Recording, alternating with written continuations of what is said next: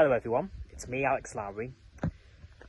Now, some of you may know that my dad passed away 4 years ago in the year 2020. He died of cancer.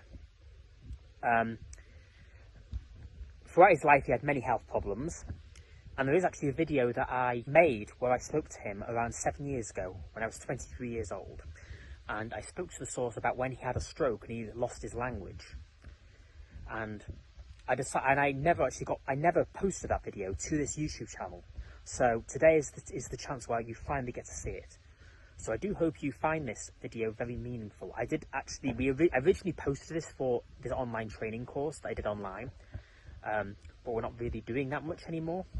But yeah, please do check out this video and leave your thoughts in the comments below. Thank you. And this is my father, John. Hello. In November 2010, my father actually had a stroke. So we're going to be talking now about his experience. He actually lost a good degree of his language. How did it feel when you lost your speech after the stroke? It was a very frightening experience. I'd gone in for a routine angioplasty. It was the third one that I'd had. And as that was taking place, it went wrong, and I had, the impact was that I lost my speech. I knew what I wanted to say. I was being asked questions. What was my name? Where did I live? I was being asked to lift my leg or lift my arm. I knew that the nurses were asking me questions, and they were intelligible questions. I knew what they were saying, but I couldn't verbalise. I couldn't link what was being said to actions. This became particularly acute when I was being asked, for example, things like, what did I want for my dinner? Again, I knew I was being asked a question. I knew I wanted something to eat, but I couldn't link what was being asked with actually verbalising, actually giving a request, linking that to specific words. Yes, I can relate to that. I remember having limited speech as a young child, very vaguely, and it led to a lot of extreme anger and frustration, a variety of other things. Would you be able to relate to that, like when you had a stroke? I can very much relate to that. Initially, it was more just fear that I couldn't actually communicate at all. I have recovered my speech, but still there are occasions when I become extremely anxious, when I become challenged, for example, at home or at work, and the first thing that happens as I become anxious is that my speech disappears. I can't find words.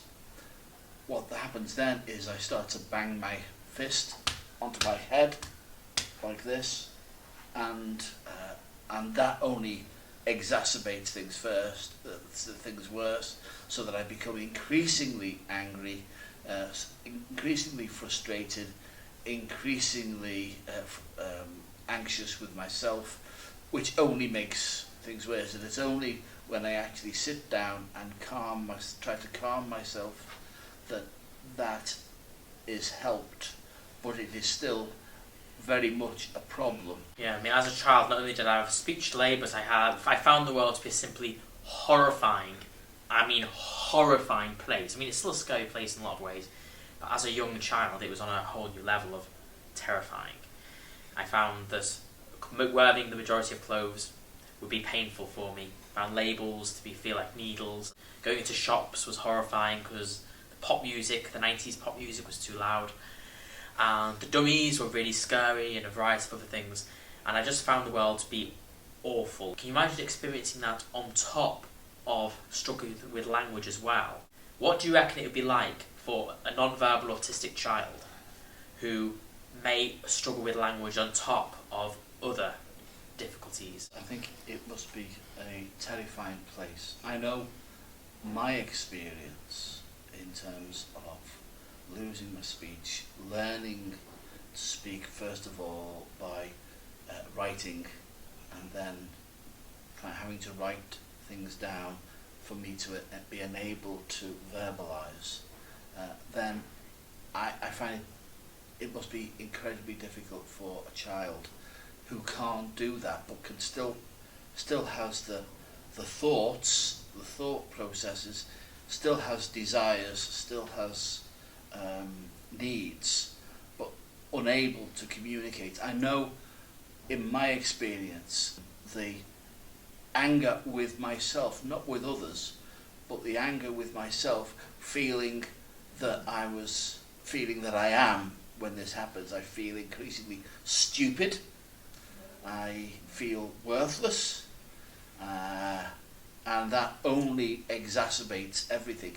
And I think a child that is experiencing that, it is indeed a terrifying world. Members of the family, teachers, those care workers, that they must be able to, they must have an empathy with that child, that older person, whoever it is, that can't speak.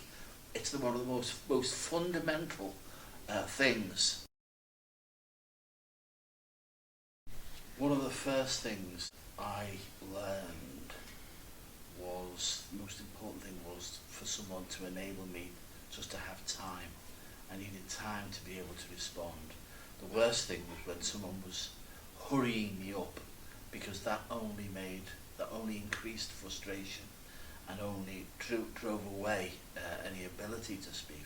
So it's important to enable the person just to be allowed time, for someone to say, it doesn't matter how long it takes, you speak when you're able to speak.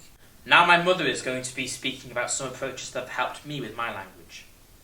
One of the methods or approaches that the clinical psychologist suggested for Alex, because he used to get stuck really, and he'd be using, say, but, and then he would just have a really, really bad meltdown on the floor, screaming, hitting his head. And one of the approaches was they set up this program where they had pictures of really, really obscure images. So, for example, they would take a picture of a cow's, just a quarter of a cow's tail, or, just pictures of objects that were you just couldn't tell what they were. And then the person who was working with him would say to Alex, prompt him to say, I can't find the word. And I'll always remember the day when Alex had been working on this approach, and he was going but, and instead of throwing himself up in the air and landing on the floor and having a meltdown, he actually said, I can't find the word.